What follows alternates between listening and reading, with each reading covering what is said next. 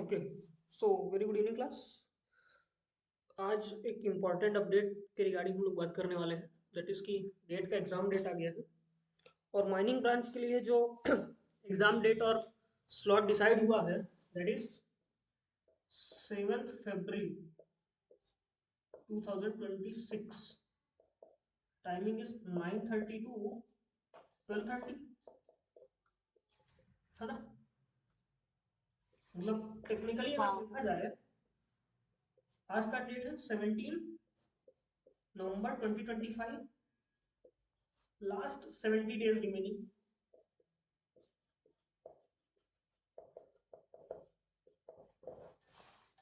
है ना। 70 दिन बचे हैं, टू बी एग्जैक्ट 72 दिन है, बट एक आध दो दिन अपन मार्जिन लेके चल रहे हैं। एक दिन तो वो एग्जाम ही है तो वो भी इंक्लूड हो जाता है। तो लास्ट 70 दिन बचे हैं आप लोगों के पास।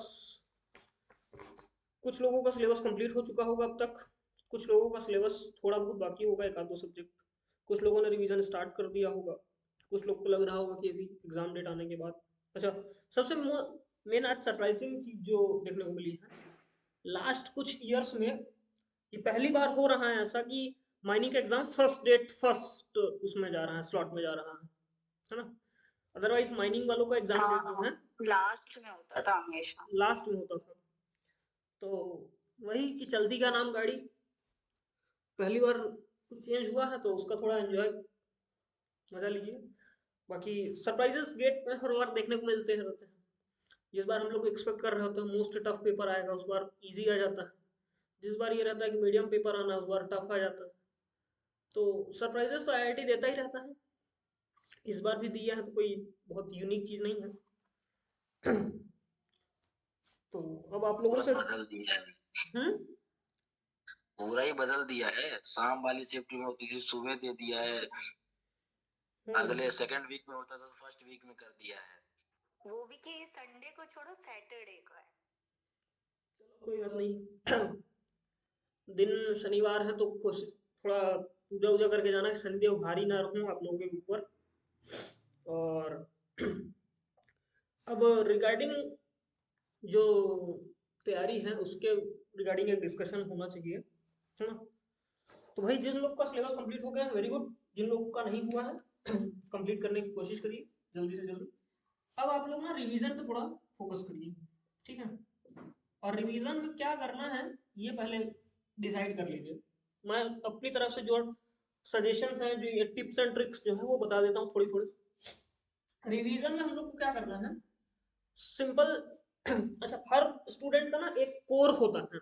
किसी स्टूडेंट को थ्योरी ज़्यादा पसंद होती है, किसी स्टूडेंट को न्यूमेरिकल ज़्यादा पसंद होता है ना। क्योंकि किसी की लर्निंग एबिलिटी ज़्यादा है, वो याद ज़्यादा देर तक रख सकता है चीज़ों को। और किसी का क्या है, मैथमेटिकल पार्ट जो है वो ज़्यादा वर्क करता है, तो वो मैथ्स साइंटिफिक टेम्परामेंट उसका ज़्यादा है, मतलब वो कैलकुलेशंस ज़्यादा कर लेता है, न्यूमेरिकल ज़्यादा अच्छे से कर लेता है। तो आप अपने कोर पार्ट को पहले पहचान लीजिए। कोर पार्ट पे आप लोग टाइम देते रहेंगे, बट जो आपका वीक पार्ट है उस पर ज्यादा टाइम देंगे आप लोग, ठीक है। कोर पार्ट पे आप लोग टाइम देते रहेंगे, बट वीक पार्ट जो आपका, अगर आप थ्योरी में वीक है तो आप थ्योरी को ज्यादा टाइम देंगे और न्यूमेरिकल भी साथ साथ वर्क करते रहेंगे। जैसे अगर आपका 6 घंटे का स्टडी आवर्स है तो आप लोग ऑलमोस्ट 3 आवर्स थ्योरी को देंगे और 3 आवर्स न्यूमेरिकल्स को देंगे, ठीक है। 50-50 रखना है, बिकॉज कि अगर हम लोग थ्योरी, हमारे हमको ये रहेगा कि हमारा मेरा न्यूमेरिकल स्ट्रांग है, मैं न्यूमेरिकल कर लूंगा और पेपर निकल जाएगा। But there might be a chance कि most of the question theory से आ जाए, मैच द कॉलम आ जाए, है ना, या ऐसे कुछ कुछ आ जाए, तो फिर वहां पे आप फंस जाएंगे। फॉर दैट रीजन किसी भी पार्ट को अवॉइड नहीं करना है। आप एक बार सिलेबस पढ़ चुके हैं, आपको आइडिया लग चुका है कि क्या क्या है, किस किस सब्जेक्ट का इंपॉर्टेंस कितना है, वो भी आप लोगों को आइडिया है। हम लोग पहले भी इसके बारे में डिस्कशन कर चुके हैं, और जब भी हम लोग कोई नया टॉपिक स्टार्ट करते हैं तो उसमें डिस्कस करते हैं। क्रैश कोर्स का जो डेमो लेक्चर है हमारे M4 माइनिंग के चैनल पे, वहाँ पे आप लोग जाके देख सकते हैं। वहाँ पे भी ये डिस्कशन हुआ है एक बार कि किस पार्ट से कितना कितना पूछा जाता है, कितना कितना नंबर के या कितने कितने क्वेश्चन आते हैं, वो आप लोग एक बार विजिट कर सकते हैं, ठीक है। तो किसी भी पार्ट को इग्नोर नहीं करना है। थ्योरी है तो थ्योरी को भी अच्छे से पढ़ना है, न्यूमेरिकल है तो न्यूमेरिकल को भी अच्छे से पढ़ना है। हाँ, जो पार्ट हमारा स्ट्रांग है उस पर हम लोग थोड़ा कम टाइम दे सकते हैं, बट जो वीक है उस पर तो ज्यादा टाइम देना ही है। और इसमें गेट के पेपर में हम लोग को न्यूमेरिकल एस्पेक्ट जो है वो थोड़ा ज्यादा ही पूछता है। तो न्यूमेरिकल अगर किसी का कमजोर है तो उसको आप लोग स्ट्रांग बनाने का कोशिश करिए, उसको ज्यादा से ज्यादा टाइम दीजिए, ठीक है, जितना हो सकता है मैक्सिमम। अगर आपका ये 6 घंटे का स्टडी अवर्स है तो इसको एक्सटेंड करिए 7 घंटे में। 3 घंटे आप थ्योरी पढ़ेंगे, न्यूमेरिकल 3 घंटे, प्लस 1 घंटा आप वीक वाला पार्ट पढ़ेंगे। जो भी आपका वीक पार्ट है, थ्योरी वीक है थ्योरी पढ़िए, न्यूमेरिकल वीक है तो न्यूमेरिकल पढ़िए, ठीक है। उस टाइम को एक्सटेंड करने का कोशिश करिए। और अब हमें पता चल गया है टाइमिंग क्या है, 9:30 से 12:30। तो हम लोग क्या करेंगे, ऑलमोस्ट 1 और 2 डेज में, 1 या 2 दिन में, जब भी हमको टाइम मिलता है, अगर एक दिन डेली टाइम मिल रहा है तो अच्छी बात है, डेली नहीं मिल पा रहा है तो हर दूसरे दिन 9:30 से 12:30 एक हम लोग मॉक टेस्ट लगाएंगे, ठीक है। सब लोग 9:30 से 12:30 टाइम डिसाइड कर लेना, एग्जैक्ट 3 घंटा, 3 घंटा, ताकि हैबिट बनी रहे। उस एक्चुअली में क्या है ना कि हम लोगों का जो ब्रेन है वो एक बहुत परफेक्ट सिनेरियो में काम करता है। टाइमिंग जो होता है ना उस पर बहुत अच्छे से वर्क करता है वो। तो अभी मतलब 60-70 दिन का टाइम ठीक है, आप लोग का टाइमिंग जो है सेट हो जाएगा। तो फिर वो 9:30 से 12:30 ना, आप लोग का कैलकुलेशन और वो जो मेमोराइजिंग वाला पार्ट है, आपको ब्रेन बहुत एक्टिवली वर्क करेगा उस टाइम स्लॉट में, है ना। तो अगर ये प्रैक्टिस रहेगा तो करेगा, अगर प्रैक्टिस नहीं रहेगा तो नहीं करेगा। फिर ब्रेन स्लीपिंग मोड में रहेगा, ये थोड़ा लेस एक्टिव रहेगा। फिर वहां पे आपको पीयर प्रेशर या एग्जाम का प्रेशर या बाकी चीजें जो है, टेंशन वेंशन थोड़ा हावी होने लग जाएगा। फिर पेपर गलत होने का भी चांस रहता है, मतलब जो सही बन रहा होता है उसको भी हम लोग थोड़ा गलत मार्क कर देते हैं, है ना। बट अगर ये वाला प्रैक्टिस रहेगा आप लोगों को तो आपको पता है कि भाई मेरा डेली शेड्यूल यही है, यही रोज मैं करता हूँ, तो आज भी यही करूंगा, करूंगा या करूंगी, है ना। तो वही करके आ जाइएगा, सिंपल, है ना। अच्छा, एक बात तो ये हो गई। दूसरी बात क्या है, रिवीजन के लिए मटेरियल जो है ना अपने बहुत कंसाइज रखिएगा। मटेरियल जो है बहुत मिनिमम, जितना मिनिमम हो सके। सजेशंस में मैं आपको बता देता हूँ, पहला लेना है क्लास नोट्स, है ना। पहला आप लोग को लेना है क्लास नोट्स। दूसरा आप लोग को लेना है मॉक टेस्ट, मॉक टेस्ट। और तीसरा आपको लेना है पीवाईक्यूज, पीवाईक्यूज। और एक आध कोई रेफरेंस बुक अगर लेना चाहे तो one reference book, one reference book. अगर कोई रेफरेंस बुक आप लोग सॉल्व करना चाहें तो एक रेफरेंस बुक आप लोग ले सकते हैं, इससे ज्यादा मटेरियल लेने की जरूरत नहीं है। और क्लास नोट्स और पीवाईक्यू जो है, ये इनको डबल स्टार, डबल या ट्रिपल स्टार करके लिखो, ये मोस्ट इंपोर्टेंट है। ये जब हो जाए आप लोगों को, कि आप लोग को मास्टरी आ जाए, कि मतलब पेज पलटा तो बता सकते हैं कि इस पेज पे ये वाला टॉपिक, ये वाला क्वेश्चन और ये वाला डेफिनेशन लिखा हुआ है, ये वर्ड है, ऐसा ऐसा चल रहा है। इन दोनों पे जब मास्टरी आ जाए तब इस पे जाइएगा। ये वाला तो कंपलसरी है, हर दूसरे दिन ऑलमोस्ट हमको, मतलब अभी से कम 30 या 35 मॉक टेस्ट दे के जाना ही जाना है। 30-35 मॉक टेस्ट दिए रहेंगे तो मोस्ट प्रोबेबली आपके पास ये चांस बनेगा कि जितने क्वेश्चन आपने मॉक टेस्ट में दिए हैं, 3 6 18, लगभग 1800 क्वेश्चन आप लोग प्रैक्टिस करके जाएंगे, है ना। ऑलमोस्ट 1800 के आसपास आप लोग क्वेश्चन प्रैक्टिस करेंगे, तो आपके पास प्रोबेबिलिटी होगी कि उन 1800 में से 18 तो फंस ही जाए। हर क्वेश्चन, हर पेपर में से एक क्वेश्चन भी फंस गया, ऐसे प्रोबेबिलिटी के बेस पे जाते हैं, या उस टॉपिक से फंस जाए, या उस कॉन्सेप्ट से रिलेटेड क्वेश्चन आ जाए, है ना। तो आपके पास एक प्रोबेबिलिटी रहेगी कि 1800 में से 18 तो आ जाए। और 18 क्वेश्चन आ गए, मतलब अगर 2-2 नंबर के रहे तो 36 नंबर, अगर 1-1 नंबर के रहे तो 18 नंबर, और अगर मान लो कुछ एक कुछ दो के रहे तो भी 25 नंबर के आसपास आपका बैठ सकता है मामला। तो कट ऑफ आप लोग इससे क्रॉस कर सकते हैं मॉक टेस्ट की हेल्प से, है ना। बाकी के लिए आपको क्लास नोट्स और पीवाईक्यूज हेल्प कर देंगे, ठीक है। मॉक टेस्ट किसका लें? मॉक टेस्ट किसका लें, ये आप लोग माइंड स्टडी की वेबसाइट पे जाइएगा, है ना। वहां पे ऑल मतलब टेस्ट वाला सेक्शन चूज करिएगा। फिर टेस्ट में आपको उसके पास ऑप्शन होंगे सेक्शन वाइज, टॉपिक वाइज, और ऐसे कुछ कुछ। तो आप वहां पे ना ऑल सेक्शन चूज करिएगा। फिर वहां पे नंबर ऑफ क्वेश्चन सिलेक्ट करिएगा 55, मतलब वो एक बार में 55 ही लेता है। तो 55 क्वेश्चन का आपको सेट जनरेट करना है, वहां पे आपको टाइम मिल जाएगा और उस टाइम स्लॉट में आप उसको सॉल्व करेंगे, ठीक है। ठीक। और बाकी आप लोग सेक्शन वाइज टेस्ट भी दे सकते हैं, और क्या बोलते हैं, टॉपिक वाइज भी टेस्ट दे सकते हैं, कि क्लास नोट से आपने कोई टॉपिक रिवाइज किया, उसका टेस्ट दे दिया, या कोई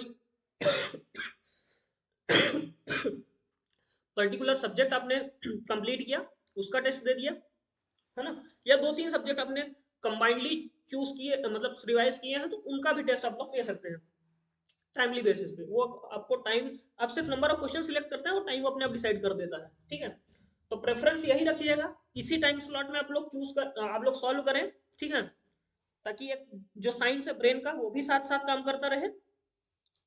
और इनको जो है मस्ट, इसके अलावा कहीं और दूसरी जगह जाने की जरूरत नहीं है, कोई एक्स्ट्रा मटेरियल रिक्वायर्ड नहीं है, कोई और किसी भी टाइप का वीडियो या क्रैश कोर्स कुछ भी नहीं। क्रैश कोर्स M4 माइनिंग का ही चल रहा है, आप लोग को उसका वीडियो मिलता जाएगा, है ना, तो आप लोग उस पर रिलाय कर सकते हैं, आप लोग का शॉर्ट में रिवीजन होता जाएगा, है ना, कुछ क्वेश्चन प्रैक्टिस भी होता जाएगा, वहाँ पे क्लास में आप लोग क्वेश्चन दिए जाते हैं प्रैक्टिस के लिए, तो वो भी आप लोग को हेल्प करता रहेगा।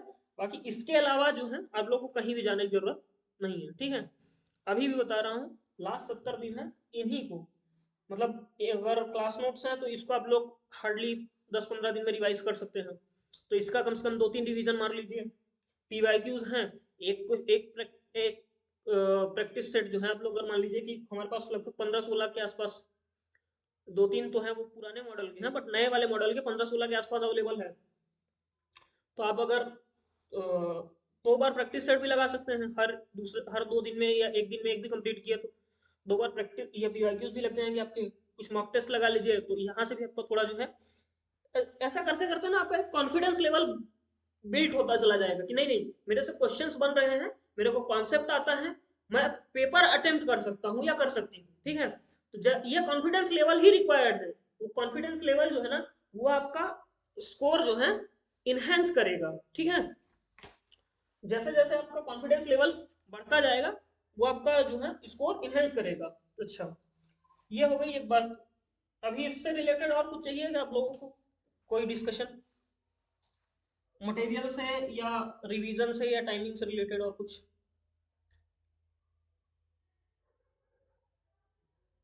नहीं।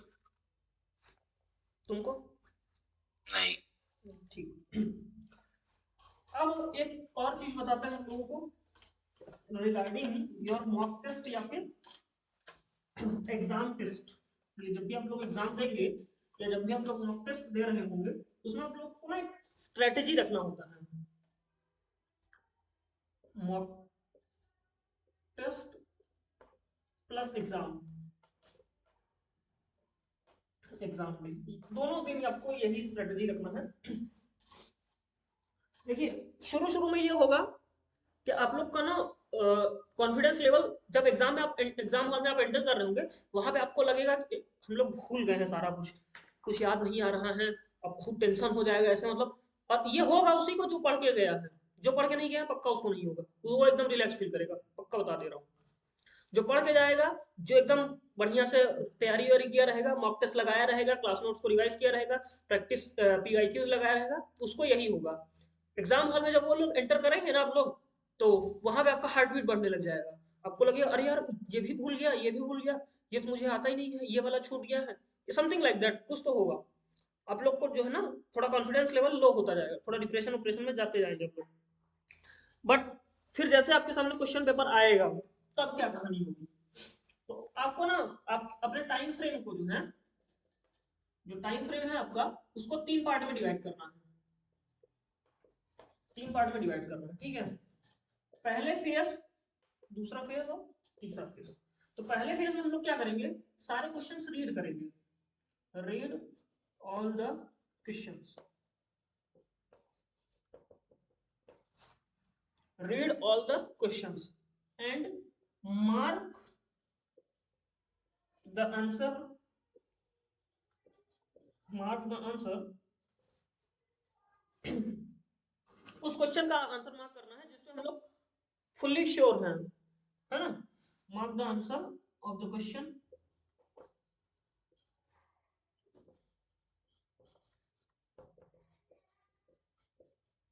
Which is 100% sure, which is 100% sure. ठीक है, फर्स्ट गो में आप लोग ये करेंगे कि सारे क्वेश्चंस रीड करेंगे और उस क्वेश्चन का आंसर मार्क करेंगे जिससे आप लोग 100% श्योर हैं। बट उसको भी ना एक बार डबल चेक करके देखना है ना, double check in the sense कि हम लोग अगर मान लीजिए कोई ऑप्शन ए मार्क कर रहे हैं तो बी सी डी क्यों रॉन्ग है, इसके लिए 10 सेकंड का टाइम ले लेना, 10-20 सेकंड का, बट ये देख लेना कि बी सी डी रॉन्ग क्यों जा रहे हैं। अगर ए राइट है तो बी सी डी ये तीनों रॉन्ग क्यों है। ठीक है, इसको एक बार आप लोग डबल चेक कर लेना तो आप लोग को थोड़ा और इजी रहेगा, है ना, श्योरिटी बनी रहेगी। फिर जब आप लोग फर्स्ट टाइम क्वेश्चन पढ़ लेंगे तो देयर माइट बी पॉसिबिलिटी कि आप लोग को 15 क्वेश्चन बन जाए या 20, मतलब 15 से 20 क्वेश्चन बन सकते हैं। ठीक है, और इस वाले में ना आपको लगभग 1 घंटा 15 मिनट, 1 आवर 15 मिनट्स और या 1 आवर 25 मिनट्स इतना टाइम लगभग लग जाएगा। ठीक है, लगभग टाइम इतना लग जाएगा। अब आपको क्या होगा कि ये आपसे 15-20 क्वेश्चन बन गए होंगे। ठीक है, बचे कुछ जो 35 या 40 क्वेश्चन है उसमें क्या स्टोरी होगी वो देखते हैं। तो यहाँ पे ना आपको 15 क्वेश्चन ऐसे मिल रहे होंगे जिनमें आपका बल्ब जो है थोड़ा थोड़ा जल रहा होगा कि नहीं नहीं इसको ऐसे किया जा सकता है। ठीक है, 15 क्वेश्चन में आपका थोड़ा हल्का फुल्का बल्ब जो है जल रहा होगा कि इसमें ये कॉन्सेप्ट लगाया जा सकता है या इसको इस तरीके से अटेम्प्ट किया जा सकता है। बाकी जो मान लीजिए 15 से 20 क्वेश्चन भी हो सकता है ना, 15 to 20 क्वेश्चन जहां पे आपका बल्ब जो है थोड़ा थोड़ा जल रहा होगा। ठीक है, और अब यहाँ से मान लीजिए 20-20-40 तो यहाँ पे कितने बचते हैं 25, बट अगर 15-15-30 तो यहाँ से 35, तो 35 से 25 क्वेश्चन आपके पास ऐसे होंगे जिसमें आपका बल्ब जो है पूरी तरीके से बुझा हुआ होगा। ठीक है, तो अभी इस पे नहीं जाना। सेकंड राउंड में क्या करेंगे हम लोग, सेकंड राउंड में 45 मिनट्स का टाइम लेंगे एग्जैक्ट, इससे ज्यादा टाइम नहीं लेना है। ठीक है, 45 मिनट का टाइम लेंगे। ये जो 15-20 क्वेश्चन है ना, इन 15-20 क्वेश्चन को हम लोग मार्क करेंगे, solve and mark, solve and mark with double check, with double check. ठीक है, सॉल्व करेंगे, मार्क करेंगे डबल चेक करके। ठीक है, और इन वाले क्वेश्चंस को जो है ना पढ़ेंगे एक बार, ये जो लास्ट वाले, अच्छा इसमें ध्यान देना 45 मिनट्स में 15 या 20 क्वेश्चन, उसमें बहुत ज्यादा ये नहीं सोचना है कि हमको 20 के 20, अगर हमने 20 में बल्ब आधा जल रहा है तो 20 के 20 पूरे सॉल्व करने हैं, 20 में 15 में बल्ब आधा जल रहा है तो फिर 15 पूरे सॉल्व करना नहीं। हर क्वेश्चन को 2 या 3 मिनट एक फिक्स टाइम, उतने में सॉल्व हो गया अच्छी बात है, नहीं हो रहा है कोई कंफ्यूजन आ रहा है सिंपल छोड़ देना। 2 बार क्योंकि वो हो चुका है, एक बार आपने यहाँ पे क्वेश्चन पढ़ा था, एक बार यहाँ पे आपने उसको ट्राई कर लिया है। ठीक है, एक पर्टिकुलर टाइम देके 2 या 3 मिनट, अगर 15 क्वेश्चन है 45 मिनट तो हर क्वेश्चन को 3 मिनट दे सकते हैं, 20 क्वेश्चन है 45 मिनट तो हर क्वेश्चन को लगभग 2 से 2.5 मिनट के आसपास दिया जा सकता है। ठीक है, कोई कोई क्वेश्चन ऐसा होंगे जो 1 मिनट में सॉल्व हो जाएंगे तो अगले वाले क्वेश्चन के लिए आपके पास टाइम बढ़ जाएगा, बट 45 मिनट से ज्यादा किसी भी हालत में नहीं जाना चाहिए सेकंड पार्ट के लिए। ठीक है, सॉल्व करेंगे, मार्क करेंगे डबल चेक के साथ, तो यहां तक आपके लगभग 30 से 35 क्वेश्चन मार्क हो चुके होंगे, ऐसा मैं एक्सपेक्टेशन करके चल रहा हूँ। ठीक है, अब ये जो 35 से 25 क्वेश्चन है इसमें से आखिरी के, अगर मान लीजिए यहाँ पे आप लोग को 45 मिनट हो जाता है तो ठीक है, अगर 45 मिनट से थोड़ा ज्यादा लग जाता है तो मैं ये मान के चलता हूँ आप तब भी 30 से 45 मिनट इसके बीच में कोई टाइम बचा लेंगे। पहले वाले में 1.5 घंटे का लगभग लग गया, अगर 5 मिनट का एक्स्ट्रा ले ले तो 1.5 घंटा यहाँ लग गया, अब 1.5 घंटा बचा तो 1.5 घंटे में 45 के 2 हो गए। ठीक है, 45 के बाद अगर यहाँ पे थोड़ा और ज्यादा लग गया, इनकेस मान के चलते हैं हम लोग कि वहां पे हमारा ध्यान नहीं गया, कुछ क्वेश्चन पे हम लोग स्टक हो गए है ना, थोड़ा टाइम और लग गया, तो 30 से 45 मिनट का एक टाइम और बनाएंगे, तीसरा वाला टाइम स्लॉट। ये वाले डबल चेक करके हम लोग क्रॉस कर चुके हैं, है ना, यहाँ पे 15-20 क्वेश्चन कर चुके हैं, यहाँ पे 15 से 20 क्वेश्चन, तो मैं एक्सपेक्ट करता हूँ आप लोगों से 30 से 35 क्वेश्चन आप लोग सॉल्व कर चुके होंगे, किसने के बाद 2 राउंड के बाद, है ना, 2 फेज के बाद आप लोग 30 से 35 क्वेश्चन सॉल्व कर चुके होंगे। अब आप लोग ध्यान दीजिए, ये वो नंबर ऑफ क्वेश्चन है जो आपको मतलब कट ऑफ क्वालिफाई करा चुके हैं। ठीक है, आपका कट ऑफ क्वालिफाई हो चुका है फॉर श्योर, आपने सही भी किए हैं, अगर कुछ क्वेश्चंस गलत भी हो जाते हैं, एक दो क्वेश्चंस गलत भी हो जाते हैं तो भी, बट आप cut off for sure qualify कर चुके हैं। अब ये जो 30 से 25, ये 25 से 35 क्वेश्चन जो हैं, जो आपसे नहीं बन रहे हैं, जिनमें बल बुझा बुझा सा लग रहा है, इसमें सबकी कहानी लगभग एक जैसी ही होगी, सब लोगों से नहीं बनता, क्योंकि एवरेज वाला जो सीन है ना, ये हो चुका है। एवरेज तो यहीं पे आता है 20 में, पहले 20-25 क्वेश्चन में एवरेज आ गया, यहाँ पे आए तो आप थोड़ा एवरेज से ऊपर आ चुके हैं, मतलब लगभग कट ऑफ क्वालिफाई कर चुके हैं, है ना। अब इधर आएंगे ना तो ये आपका रैंक डिसाइड करेगा, है ना। तो लास्ट के इसमें से भी, जब आपने क्वेश्चन 2 बार पढ़ चुके हैं, एक बार यहाँ पढ़ा था, एक बार यहाँ पढ़ा था, ठीक है, ये 35-25 क्वेश्चन, तो इसमें से अब आपको ये पता है कि ये 10 क्वेश्चन ही मेरे से बनेंगे फॉर श्योर।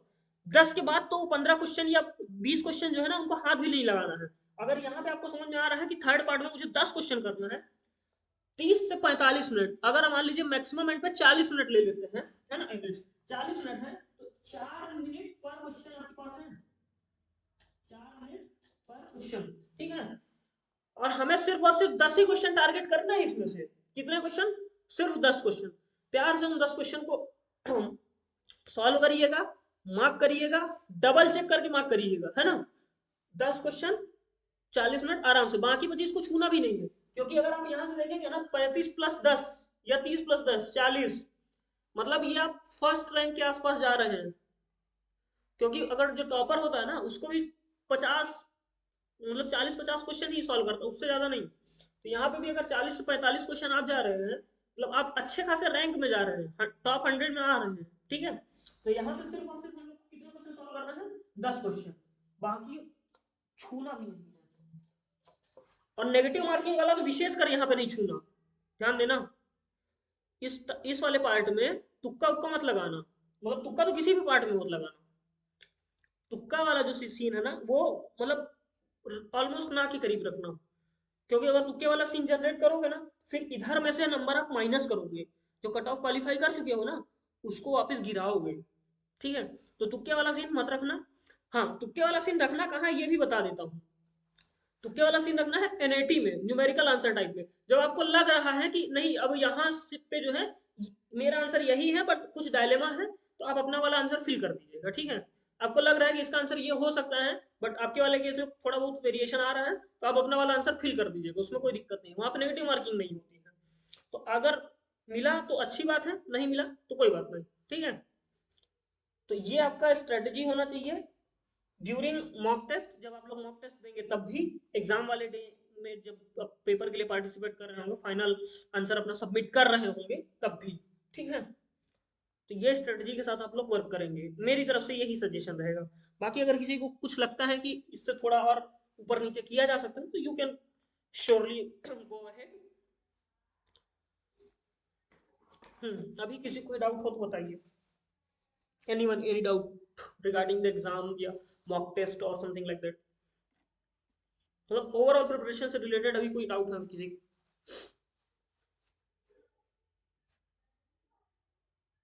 डर लग रहा है, कुछ नहीं बनता है ऐसा लग रहा है अब। डर लग रहा है कुछ नहीं बनता है, इसका आंसर पहले दे चुका हूं मैं। अगर आप पढ़े होंगे तो आपको पक्का ये लगेगा, अगर नहीं पढ़े होंगे तो नहीं लगेगा,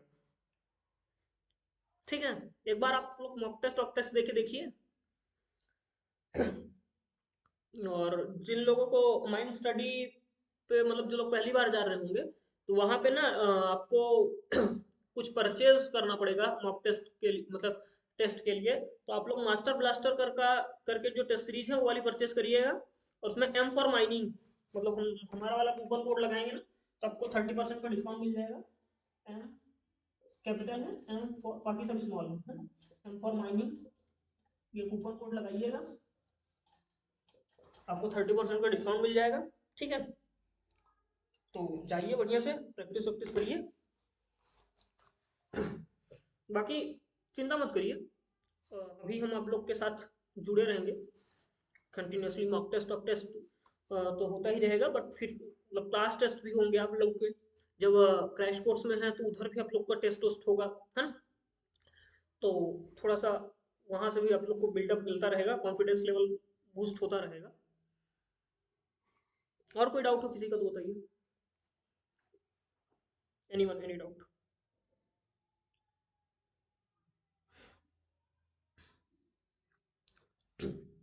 चलिए ठीक है फिर, थैंक यू वेरी मच। बाकी टाइम के साथ हम लोग जैसे जैसे मूव करेंगे आप लोग से और डिस्कशन होता रहेगा इसके रिगार्डिंग। Thank you.